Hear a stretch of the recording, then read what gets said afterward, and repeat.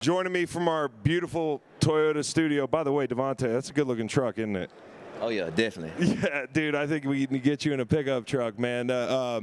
We got Devonta Smith from the Eagles, one of my favorite players on the Eagles. I told him off stage, man, I said, I got kids that watch the game now, and my 7-year-old, he thinks he knows everything, and we're watching the game, and I said, you need to watch this guy right here because he does everything right. I think he's perfect for Philly. He's a great player, so without further ado, I want to welcome Devonta Smith. How you doing, dude? I'm good, man. I appreciate you having me. Of course, bro. Of course. Up and down year, we can talk about that and everything. We just talked about it with Kelce, but I know you guys are going to bounce back. The first thing I want to talk to you about, dude, me and a couple buddies this year, we had a weekend where our wives said, go do what you want to do. And we went down to a game in Tuscaloosa. And my kids are going to go to Alabama, dude. I got an Alabama flag in the podcast studio now. We went to Galette's. You know Galette's. I mean, he doesn't go out much, but he probably been walked in the stadium. It was like nothing I ever seen, dude. When you walk through the tunnel and it opens up and you see all the fans, I was like, this is football heaven, man. Talk to me about going from Tuscaloosa to Philly. It's like you hit the jackpot twice with the place you played. Yeah, like you said, hit the jackpot twice. Definitely, two places that love their sports. Yeah. Especially, Tuscaloosa. It's nothing there. Nothing there. No, dude, not around it. Yeah, it's nothing there at all. So it's all football. Basketball team is doing good. So it's all sports. And, Philly, sports town. They love their sports and things like that. So it's kind of similar in that way. Have you do you remember a moment that stadium got louder than any time you played there? I'm talking about down in Tuscaloosa. What was the loudest moment? I'll probably say any night game or any time you was playing Auburn. The place get crazy, especially touchdowns being scored, yeah. Defense getting a lot of turnovers and things. Man, the stadium would be rocking. We did LSU. We went down there for the LSU game. That's a good game to pick. It was incredible, dude. I'm a total Bama guy now. So I wanted to talk to you about route running, man, because I think you're obviously surgical when it comes to, your technique and getting out of breaks, and I think there's some commonality with pass rush. Yeah. I agree. What's up, dude? Sorry. Got a little delayed. I was talking with Jordan. Jordan Mailata's going to pop by and walking Kelce out, man. It's like fucking Elvis has left the building. Yeah, I can't fucking – my employees are all over the place. They're partying. I'm here working. Like, well, I'm back. But yeah. The route running, though. Yeah, it's a lot like pass rushing because especially when a guy's up on you on press. Like, I played in Tampa with Mike Evans, and he's hitting like counter hump moves almost on these corners that are up in press on him, but it's so technical. It's fun to watch you guys kind of develop ways to get separation, because it's a lot like pass rushing. Yeah, do you ever watch like us do Indy and like think about going over there and getting some reps? I do watch the D linemen. They be like racing at the beginning there so you can get off the ball fast. Yeah. I do watch that and I enjoy that. Yeah. What do you think the key is to being a great route runner? Do you think it's a body type? Do you think it's a certain athleticism, quick feet, or what is it? I think it's being able to react, because sometimes you're going to have to react to what the DB do. You're not going to win every rep. Sometimes they're going to, get the first move and you're going to have to react to them. And sometimes it's about you just making them react to you. So it's being able to react and being able to make them react. So basically you walk up to the line, kind of like us. Yeah. You got a plan. You've watched tape. But you don't know what kind of set he's going to give you. Yeah. Like for us, we might get short-setted. You might get jammed. Yeah. And not expect to get. Or jammed. you got to scout the guys. Like some guys have long arms. You know what I mean? Some guys have short arms. Sometimes it's a taller, rangier quarterback like, I don't know, Carlton Davis or Kyle Hamilton or something like that. And you need to know the best way to beat that. I mean, it's interesting. But also you have to worry about, are they in man? Are they in zone? Yeah. There's a lot more going on. I'm not saying. As a nose guard, you can kind of. We're rockheads, dude. These guys are real smart. But straight ahead, bull rush. But I think the most interesting part for me was we heard a lot about your size coming out. Your weight or whatever. And 2 years later, that doesn't seem to be a problem. Yeah. So at what point did you realize that? Were you worried at all hearing those doubts? I mean, like it creeps in my head when somebody doubted me. I mean, I want to go show them that they're wrong, right. But it definitely can get in your head. Like, what was the moment you realized you could hang? And what do you think the key is to being a little bit lighter guy out there? Man, I've been like that my whole life. No matter what level I was playing on, I was always considered one of the smallest guys. So, I've been doing it majority of my life. But it's just a mindset thing, because at the end of the day, they still have to come and guard me. They still have to, you know, we're still in the same area, and somebody has to win. And, you know, it's a mindset just going out there knowing that, like, I got a chance to go out here and dominate, and I expect nothing less. How about the scramble drill? Because obviously at Bama you had athletic quarterbacks. College football nowadays, like, plays get extended, you know, so a lot of receivers, that's like a prerequisite. If you can't work scramble drill, you're not going to be able to help us on long downs. Jalen is one of those guys who can extend, and, you know, you can take the top off late in the down. What's the unspoken language that you guys speak to each other during the week to get ready for those nonverbal cue kind of things? Or is it just what you see and he's seeing the same thing out of the pocket and then you take the option either way? Like, what's that process like working through the scramble? Majority of the time it has to do a lot with the play call, because sometimes you call a play and it's like, okay, this is not going to work. We call this and we're not going to get the look that we wanted. So it potentially may be a scramble drill. So it's kind of like a ticker. Like, okay, we think we might get this. We may not. Okay, we get the coverage and it didn't work. Okay, now it's a ticker. Now we have to go off schedule. We know where to go. And now it's like everybody around. Like, you have to have one guy going short. You have to have one guy going deep. You have to have one guy in the middle. Like, everybody can't be bunched up in the same space. So it's everybody being on the same page, knowing where to go. But you guys are getting on the same page in a moment's notice, right? Yeah. Like, so if you see somebody on a shallow cross, you're going to fit in behind them. Yeah. And it's just kind of like you guys work off each other in the moment. Yeah. Only time it really get rough is when you run out of space, and now it's like, don't nobody have nowhere to go. Yes. Yeah. And then two guys are standing by the hash, and you're like, where's he throwing the ball? He's throwing it to two guys. Yeah. But it's not perfect. I'm not sure like there's no perfect way to do it. It's an art. It's just a get open. Yeah. And the more you play in the same scheme with the same guys, you know, whether it's guys in your room or the same quarterback, I'm sure you develop that comfort and that familiarity. I mean, look, Kelce and Mahomes. That's what I was just about to say. Yeah. Look at Kelce and Mahomes. He's unbelievable. Like, extending plays out of the pocket, holding on to the ball. I mean, that catch that Travis had against. He caught a ball in the AFC Championship where when Mahomes threw the ball, he's on one side of the backer. He circled around and then he comes around the back of him and makes the catch on the other side. Like, that comes with being together for a decade. Exactly. Yeah. And it's so fun talking to skill positions like you, because, like, dude, we're grunts, man. We're meathead. We're not thinking about that. D-linemen, like, the game is just so much different from you. So it's fun to get your insights. I want to ask you a little bit about the Super Bowl this weekend. Just kind of what you think, what you're looking forward to seeing the most from these two teams. Obviously, it's not fun watching other teams play when you want to be there. But can you be a fan? Like, can you kind of watch and enjoy the game? I always love watching football. I mean, we're not playing, but I'm still going to watch it. Two explosive offenses, you know. 49ers, you know, they have a lot of guys that can make explosive plays. Chiefs have a very great defense. Throw a lot of different looks at you and things. So it's going to be a good game. Definitely with, you know, the talent that it has out there. Then, you know, with Mahomes, you know, making the crazy plays that he makes. It's going to be a great game. Who do you like?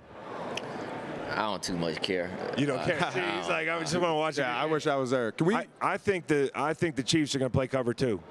I'm going to play cover two, take away the underneath stuff, try to get, and make Brock beat them. Yeah. Because I think they got the corners. Those corners, man. Snead. Yeah. It's a fucking problem with cover two is the Niners have a great run game.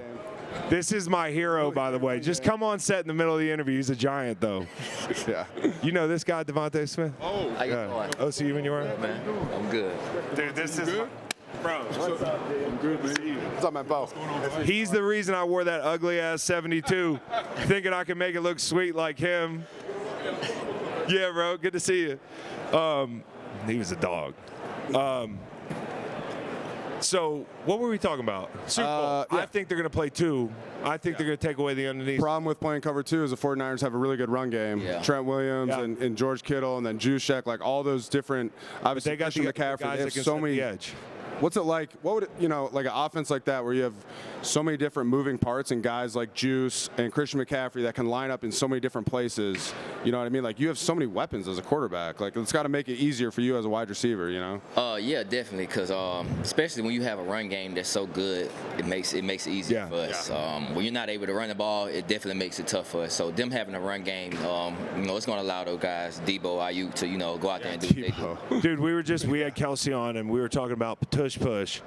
And I said, I heard Devonta say that it can be painful, that sometimes you can't breathe in there. And he said it's not painful at all. But I said, you're not considering the difference. Kelce's used to that. So is that shit it's as rough as it looks? Being at the bottom of a pile, man, it just seems like everything's just closing.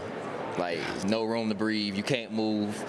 You just shouting for everybody to get off you, man. It's terrible. You can't talk, man. Kellen Moore, man. I think what's exciting about Kellen is he's going to take shots. Like, what was your first impression when he was hired? Do you start looking at tape, or do you talk to Kellen? Have you talked to Kellen? He actually called me like 2 days ago. We talked a little bit. You know, he told me some things to watch, and from what I've seen so far, you know, I like it. A chance for guys, you know, to move around more. A lot of, you know, matchups, attack the matchups where, you know, you're going to get the matchup that you want, and that's the beauty of this game, man. This game is all about matchups. It's all about making plays. So just putting us in the place to go out there and do that. Is it that, like, you guys didn't motion a lot? You know, like, there's not a lot of pre-snap movement in y'all's offense last year. I feel like that's going to be an uptick. Is that the kind of thing that can get you those matchups when they don't, you know, when they don't travel guys, and, you know, you kind of can dictate where you want to get you or AJ? Yeah, that's what it's all about. And then it's also a man zone indicator. So, like, you'll know if it's man is zone. But you have a lot of people that do it now. They travel, and then they do a false man and go to zone. But, you know, majority of the time it's just all about making it easier, you know, for Jalen, making it easier for everybody on offense, so we can just see what's going on instead of us just going out there and like, okay, just line up and go win your one-on-one. Who's a coordinator so far that you guys played that you were like, you came out of the game and you guys were like, damn, that guy was in his bag today? I would say Shanahan. Yeah. Man, like, we played them, like, you seen guys moving around, you seen guys just like wide open. It's just like he's over there really dialing it up right now. Yeah, no question. So with the week, man, Beau was asking about the Super Bowl, the game, but like it's all about the week too. And I know for you, being a rookie last year and getting ready for the Super Bowl, with everything you've been through, do you think your experience, having played in championship games, having played for Nick, like, you know, it's like guys can do one of two things when they get here. We can fuck around, or we can remember that we don't get this opportunity back. Like, was that easy for you to make that adjustment? Did you feel the distractions as a player? Yeah, for me it was easy. I knew what I was here for. I knew the goal that everybody was trying to accomplish, and it was easy. But the main thing is, like you said, it's easy to get distracted. You got all this media. You know, it's 2 weeks before the actual game. So, you know, you get a week at wherever you're at, and then you get a week where the Super Bowl and you think, oh, I'll do it later. I'll watch that later. Man, and it's just like, it's so long and so draining. You have the install for 2 weeks, so you kind of get bored with it.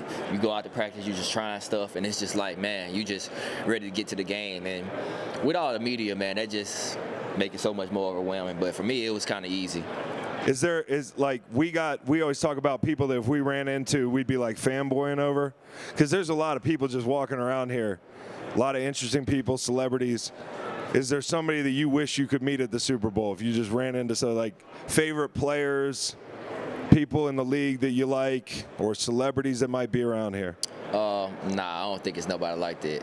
I like running into Ocho though. Ocho funny. Yeah. You just missed him. He just rolled through here. I always like running into Ocho. We had Ocho on the plane. We took like a team plane out here from inside the NFL. And he likes to fly Spirit Airlines. So he was complaining about the G5 that we were on the whole time. He's like, there's no Wi-Fi. This is bullshit. He's about the funniest coworker you could possibly have, dude. Definitely. Was he your favorite dude growing up? Yeah, I used to watch Ocho all the time. I remember going on YouTube, the videos of him in the park doing the ladder drills, the cone drills, and I used to go out there and do the same thing. Do you model your game a little bit after anybody, or? I would say Ocho and Keenan Allen. Those are my two guys that, you know, I grew up watching. Yeah. Guys that, you know, I try to model my game after. That's awesome. You got anything?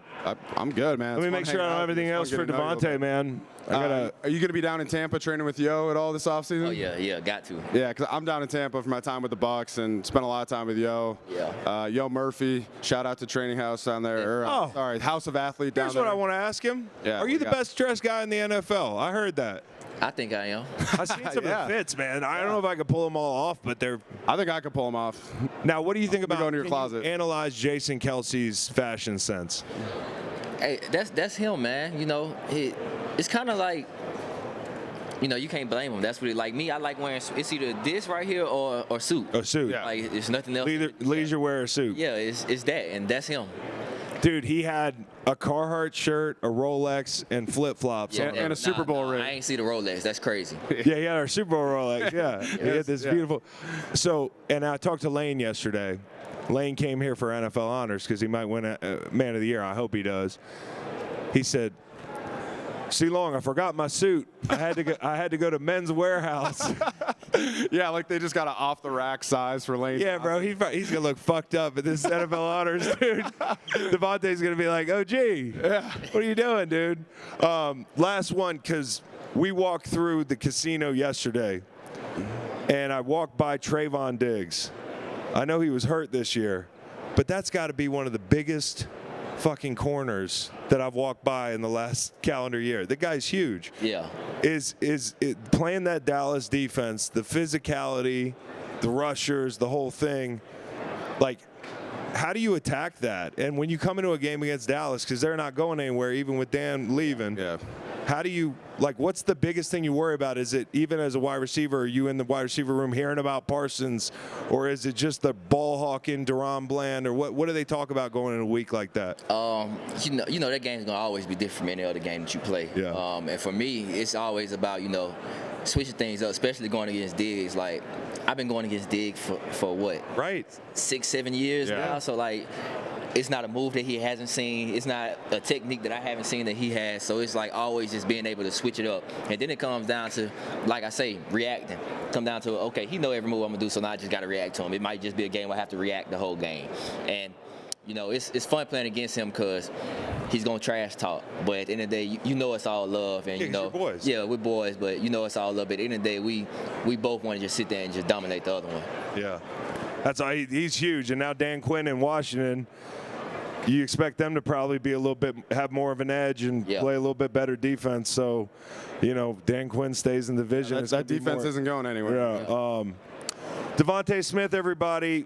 One of the best dudes on the Eagles, one of my favorites, and I hope you guys have a great year next year and we get back on the show after a big win, man. Appreciate it. Yeah, appreciate you, dude.